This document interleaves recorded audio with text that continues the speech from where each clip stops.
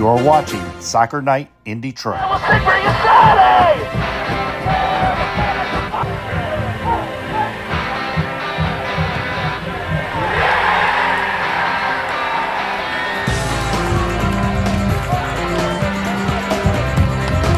Check, check. Hello, everybody. Here we are at Toledo, where Detroit City just got a massive W. What? Monday with the right foot. It's in the back of the net. Welcome to the first day of the end of our careers. Pretty much. I'm going. Good night, everybody. Tip your bartender and waitress on the way out. Yeah. Not a good day to be a Detroit City fan. No. Not at all. And I'm running on lower injury tonight. Oh, God. We saw that in the team news. Speaking of low energy tonight, I mean, we'll talk about what happened earlier after we're done with what we have to deal with here. So, first off, Detroit City took on Indy 11 in USL Championship play down at Michael Carroll Stadium.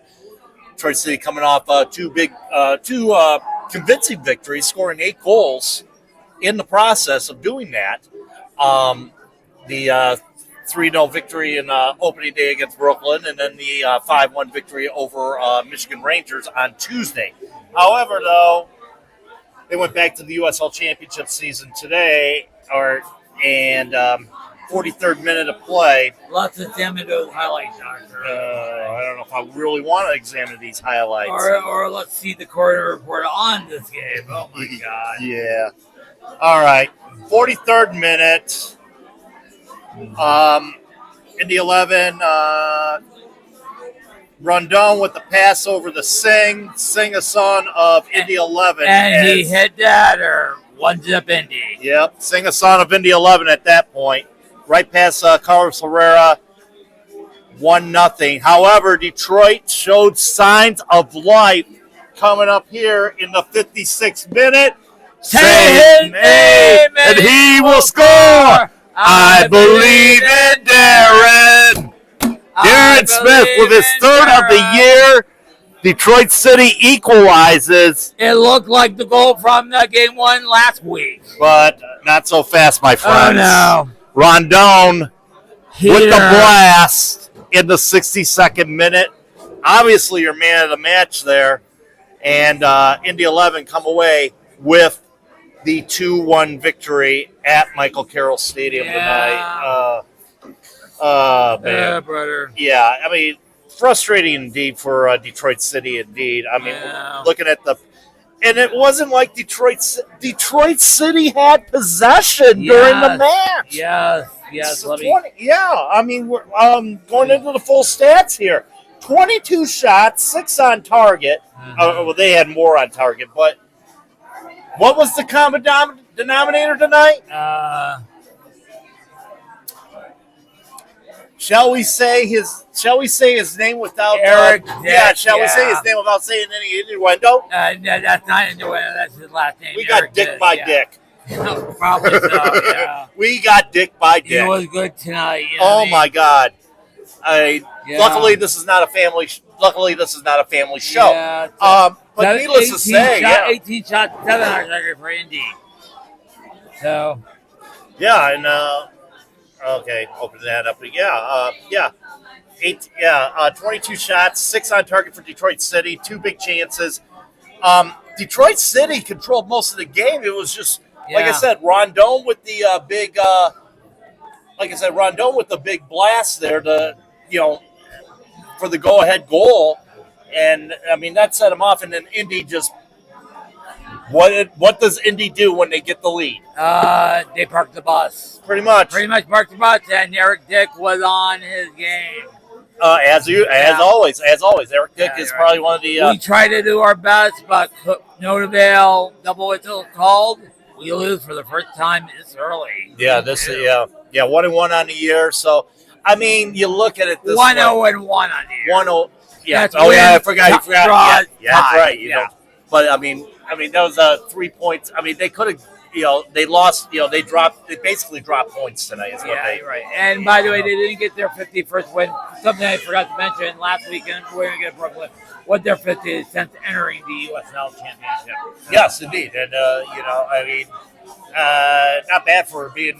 This is what the fifth season. Fifth season of Detroit City FC. I mean, and gotta mention a couple of those times. We had some pretty stinky ass seasons, if you ask me. Tell me about last season and in our second season with. He didn't have a good season, but barely made it. Yeah. Barely. Sorry, it's Stroh's talking to me now. I mean, it's been that depressing of a day. Yeah, I cried non alcohol with Figo. Oh my God! It was a pleasant day yesterday. It was a fun day yesterday, and now it's just like, the mood just went there. One question though. Yeah. Were we playing PSG tonight or Indy 11? Well, the Seek said we were playing Indy 11, but did you see their kits? Yes, they did. They look like PSG. They kind of remind you of PSG. Yes, they did. Yes, they did. They look like PSG. I thought we were playing PSG tonight. The way that we looked tonight. Oh yeah. I mean, it was like total opposite of what happened last week. Even though we dominated with the shot totals and all that, we dominated with the passing totals and whatnot. It was just the fact that you had that factor of one Eric Dick, yeah. Yeah, you have not because it was with Andy Dick, which is another story altogether. Yeah, you had the difference of Eric Dick, and Eric Dick makes that difference as a goaltender in the USL, and that's the reason why he has the Golden Glove, and the reason why he showed up tonight for Andy. Yeah, in front of a good home crowd. And in fact, Rondon and Singh got the goals tonight, but it was Rondon that was obviously the man of the match. Yes. He played extremely well. Yeah, he played extremely well tonight. So, but the hard thing for me tonight was trying to keep up with this game and keep up with the other game that was going on over there, because the second semifinal took place of the MASLW finals that are taking place right here at City Fieldhouse, and it's just like I said, it's been one of those. I don't know. Like I said, it's been one of those days. I know. As far as that goes, but don't take it personally. Yeah, we're gonna have the other side of the story coming up on after we do a little trip around the sea, and we could talk about the early results of the game tonight. Yes, exactly. So let's take a trip around the sea, and we'll talk to you in a little bit.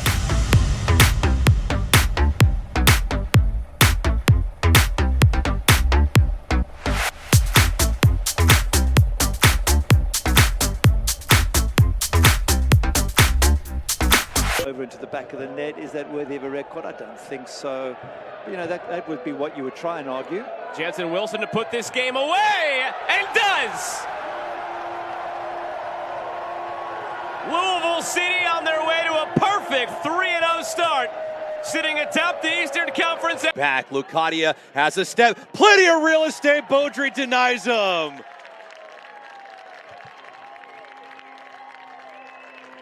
Well, this is what Lukaku for the midfield.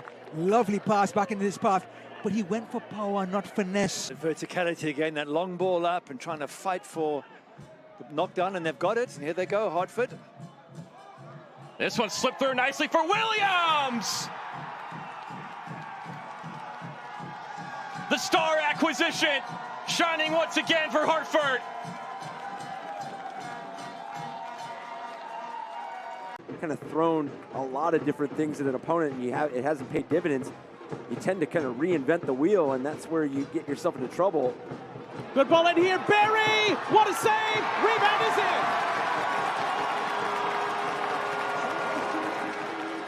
Well, Kolelat made an incredible stop, but it's the teenager Colton Swan who has scored his third goal in 2 games this week.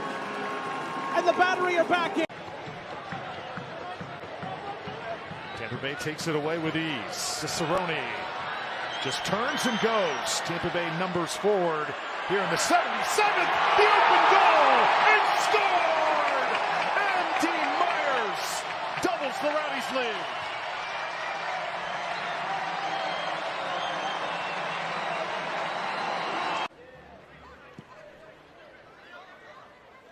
Play deep back into the corner. Stoffer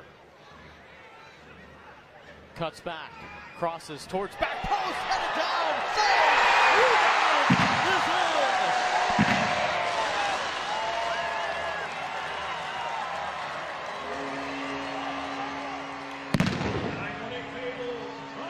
On target.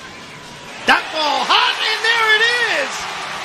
Into the net, San Antonio strikes. Well, you must have put something in the air there, Tyler, because... But we've seen it too many times. Goals out of nothing. So Sacramento, if they can, they've got to go try and get that second goal. And just as you said, on the mark, there it is. Monterey Bay has ripped the monkey off their back, and it's Wesley Leggett who has tied this game in the 84th minute. Silla stepping in. Usman Silla deflects up into the air. Not nodded down clearly. It's a late game stunner.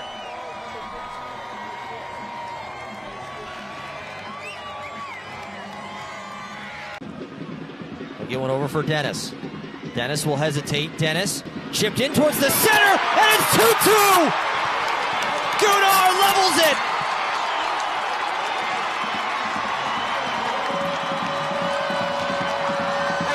At 38th in Washington, and Phoenix has caught it all the way back.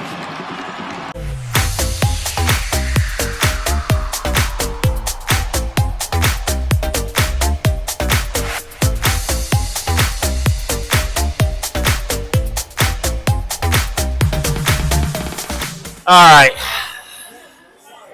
Do we really want to talk about this? Unfortunately, you have to. So, MASLW Semifinal, the first one that took place today, was between the Iowa Demon Hawks and Detroit City FC. Needless to say, it was probably, I'll just say it though, it was one of those, we're just going to play the highlights on the screen. I'm going to give the goal summaries right now. The first goal was scored by Tina Gero, and she's the goalkeeper for Iowa. And she was mostly out in front all game long. Second goal was a own goal by Ania Dow. Oh, brother. And I at that point, I thought that was the difference in the whole ball game. Katie Coleman and Mackenzie Ruber tied things up, back-to-back goals within about a minute of each other. And Detroit City would tie things up, but it was Brissa Valdez at the 8:25 mark that put Iowa in the lead to stay for the most part.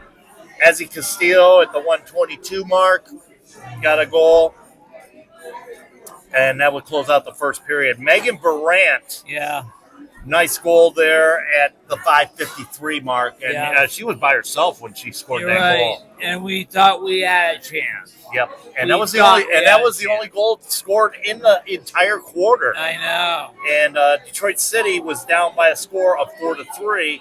However, I mean that went on until the 38 seconds ago in the third quarter. Andrea Gallegos scores the goal, and then as you go into the fourth quarter, literally seconds later, Kayla Addison. She fired off a shot. Yeah, she fired off a shot at the 14:54 So mark. we had a chance yet again. Yep. But we thought we had a chance. Back-to-back goals, Valeria Macias at the 10:38 mark. And Marta Gonzalez at the 8:03 mark. And that was about it there. Erin Torrance would get one. She finally would score at the 1:18 mark of the game, and that was it. Final score. Detroit City 7. Or wait a minute. Iowa Demon Hawks 7.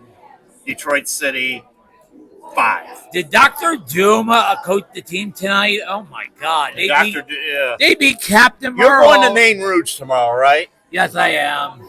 I can't. Summon all these bad spirits away from me, please. That's what the Nain Rouge is, right? Yeah. To summon all the bad spirits. I know. Yeah, no need to be at the game tomorrow. I'm just going to celebrate the end of spring. And yeah, I mean, it was just, like I said, it was one of those, like I said, a very, frustrating end to a great season for Detroit City FC's women. 8-2, not calling the exhibition win against Waza Flo. I was going to say Dominic. 9-3. Yeah. Well, this was their third loss of the year. But you ran into a team that had, and I was talking with Kayla Addison after the match, you ran into a team that had 7 players from the Chihuahua Savage. 7 players from that squad. I know. And it was a lot different because we played in a regulation-side rink. Because I don't want to be too loud around here, but how'd you feel about the officiating in that game? The officiating was sus. What? Suspect. Very suspect. I mean, you and I were talking about You're it right. when we were watching the match, especially in the first half. You're right. It seemed like some certain, plays in the game were, were like, Detroit City. They would call the foul on Detroit City, but won't call a foul on Chihuahua. Oh yeah, So, you're right. I mean, that was the. Like I said, that was the difference in the ball game. And from what you and I were talking about, it's like, okay, when is Detroit City going to get called? They finally started getting calls. Yeah. They ended up with a 5-on-3 at one but point. never connected. No, they never connected and all that. They never connected on a bad 5 players against 3. Yeah, and credit that to Iowa for their defending and all that stuff. I mean, we just didn't have we just didn't click enough to get in there. And you see a lot of the stuff that we now. Grant you, last year when we played Chihuahua, the tactics that they had, killed us early and often. Oh yeah, and you notice that Iowa's employing these same tactics with their squad. Tonight it was a different story as far as that goes. We ended up with 5 goals in that one. We kept it a little bit. We kept it a little bit competitive until the fourth quarter. Oh yeah. So I mean, and not to be sourpuss. You can't blame everything on the referees and all that stuff. You just gotta you get to a point where it's like the one side was better than the other. Yeah. And quite frankly, Detroit City ended up being the side that wasn't better. We were roughed up in more ways than one. Yes, and it was very, very, like I said, a very tough outing tonight for Detroit City. Yeah, but let's mention one player who was the starting game on Friday. She wasn't there. They controlled her. They kept her in check all day long. They really did. They kept her in check all day long, and it was it was very disappointing. And Erin got her goal at the 118 mark of the fourth quarter.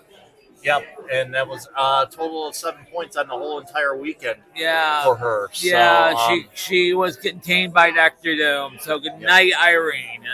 So Dr. Doom. One other note from the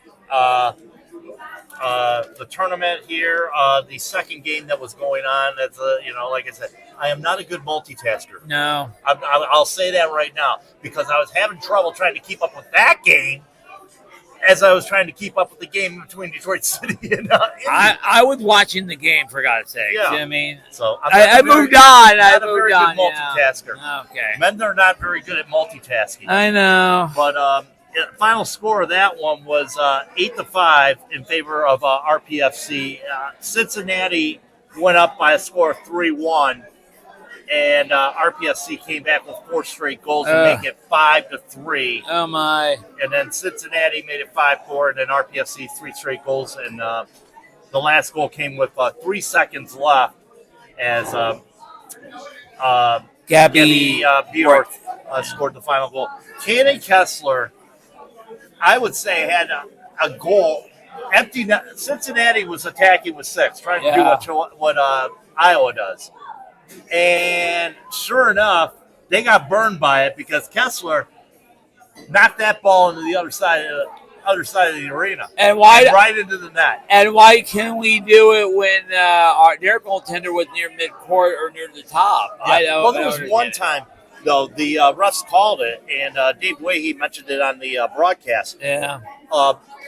So there's a rule in which the goaltender can't keep it for more than 4 or 5 seconds. 4 or 5 seconds, yeah. Sure enough, Iowa's goaltender, Tinajero, was holding that ball for more than 5 seconds. Oh. And then, and they called it on the line. You guys, sorry for interrupting you You guys. know what? You know what? Come on in. cares? Come on in. You guys, they are spectacular. Thank you. Sit down, Dom. It's Dominic Waza from Waza Flo. Yes. It's a blessing to be here with you guys. You know, when we heard that the event was taking place, obviously we are some of the founders of helping bring arena soccer to Michigan. So it's an honor to even be here with you guys, to see people like you that are so passionate and knowledgeable about the different players that are coming and going. Yep. Man, it's a tribute to just to all the work that everyone's put in from all these different organizations. I know. What's the situation going on with Waza Flo as far as that goes, as far as arena game? Well, if I were to give you just a little Cliff Notes version. Yes, please do. Our uncle was the original founders of arena soccer, along with the Tinians. And, before them, it was Roger Faulkner that brought the Detroit Express. Yes, Roger Faulkner. I remember him. He just recently released a memoir. Yes, as a matter of fact, as you guys are aware, I'd like to pay homage to all of the historians, all the forefathers that have come before us, and you can't mention them all in one conversation. But absolutely not. So when you ask me that full loaded question about Waza Flo, well, we were just talking about is there any plans for establishing like an MASLW team in the future or anything? Well, like that? we or a major soccer league. That's what I meant. That's what I meant. Yeah, I mean, if you, some are aware, some aren't, that we've been a part of the founding members and the board of every one of the arena leagues since inception. When our uncle, started from back then up until now. We had a women's team. A lot of our players are here playing at DCFC. DCFC has a wonderful organization with a large budget that these types of players deserve. And it's Mario and I always provide a platform for all these players to get to where they need to go. Your brother, right? Mario Scicluna, and then Valentino Scicluna, who is one of the owners of the Nationals, along with some other really powerful The Nationals in Macomb County, right? They're all over counties. Yeah, they're even in my county, in Genesee County. So I mean, they're all over the state of Michigan, as a matter of fact. Yeah. But you have been like the inspiration for a lot of these indoor players that are playing in this league and playing, all over the county or all over the state of Michigan. Yeah, that's why we actually enjoy providing the opportunity. We had asked DCFC and all these other clubs in the area to join the MASL and the PASL, which was pre-MASL, and the MLIS and every other league that you're not supposed to mention when you're all a part of all these different leagues. But they're all our friends, to be honest with you. And what DCFC has done is they provided a vehicle. They saw the vision that arena soccer could. Our winters are long here in Michigan. And because they're such talented people, it provides a family environment and allows all of us to support a passionate thing, even if we all have differences. And I love even the crazy little situations that happen. You hear the passionate and all the fire. There's differences, and then everyone comes together and parties when it's done the way it's supposed to. And we had a couple drinks with some of the gals tonight because even though they lost, they still came out. And I thought they battled wonderfully. I know emotions are flowing and how you feel absolutely. After a loss, but every champion has stood on all their losses to hold the victory of success. You can't be a champion without losing in the right manner, at the right time, and at the right place, so that it reflects the things that you need to work on. They're smart. Those you're girls right. are smart. I would like to say I saw an old Wichita Wings highlight video, Wichita Wings with Andy Chapman, a former rocker, by the way, Superman, one of many indoor players that scored almost 500 goals during his career. It could get intense, literally. You know what I mean? I mean, Andy, I feel so honored to have gone to Oakland University, played on the original Vardar team. Our uncle started the Wolves and the Hawks, along with the Duggins and all the powerful people behind that. It led me to one day playing with Drago, this guy named Drago. Yes, I remember the ball head. I remember the ball head. With Pato Marhedic. Oh, I remember him too. Goose, Lars, Tim Ernst, Doug Landefeld, all these guys that are now immersed in the soccer community, giving back to the youth. Yes, I know Andy Chapman have a soccer academy in Birmingham, right? Yeah, correct. And all that. again, and then Shout out to him, by the way. Yeah, all those guys are legends. And the Goose and all the people that my uncle and the Coins and the Duggins and everybody behind the scenes that I haven't mentioned, the fact that they dedicated that and it left a taste in Detroit's mouth that arena soccer belongs here. And then smart people like DCFC come in, along with us and some other clubs that recognize arena soccer is actually beneficial for people and for the community and for families through these cold winters that we have. Absolutely, absolutely. You mentioned the Duggins briefly. Okay. All right. How do you feel about this tie coming up in the Open Cup? Flint City, owned by Dan Duggan, taking on Detroit City FC up in I Grand think Lake. it's absolutely beautiful. Come on, two powerhouses. Isn't that what you look for? One group of fans that are so ballistically supportive that they'll tell you things I'm not allowed to say on this interview. Okay. And guess what? I love it. Bring all the passion. I love that the Flint City Bucks have listen. The Detroit City has its base. It has such a culture that it can't be messed with, right?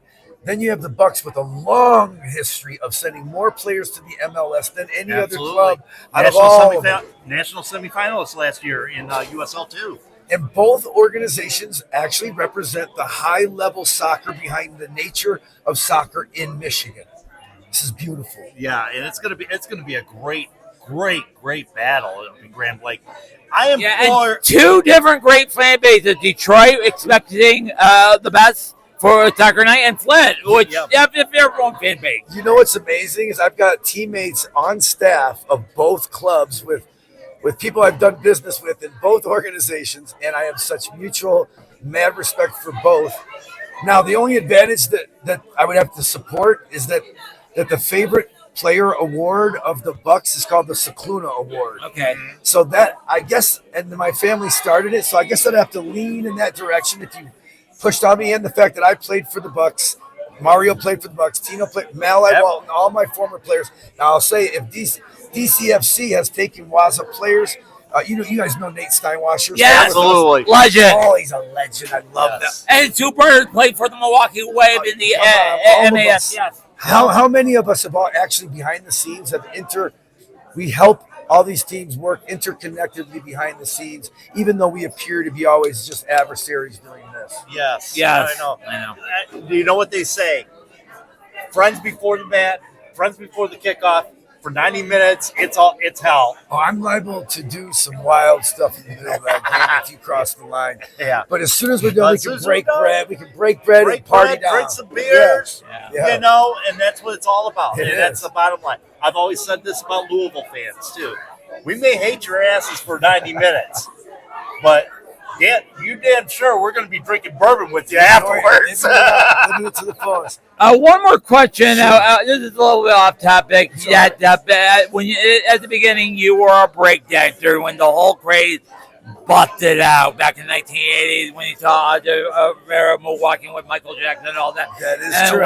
I saw Michael Jackson in person at the Pontiac Silverdome. Oh yeah, the Victory Tour. The Victory Tour. Yeah. My friend saw Michael Jackson at Madison Square Garden the day before 9/11. Oh, okay. I have to say, I still can do the moonwalk at 54. At 54 years old, how in the dust did you moonwalking and breakdancing at 50 freaking 4? I still play futsal. I just played against Falcao. I was fortunate enough to play with we had the Waza Kings, a combination of guys from Baltimore, us, and then some really, the Detroit Imperial futsal guys. We put us all together, and then I was playing in a World Cup against Falcao. What a dream to come from Detroit to one day play against one of the best in the history of a futsal and arena soccer, like what they call just indoor soccer. Yeah. And what I do is I like bringing the whole world of all these experiences to Detroit and sharing it with some of the kids in the inner city with my brother.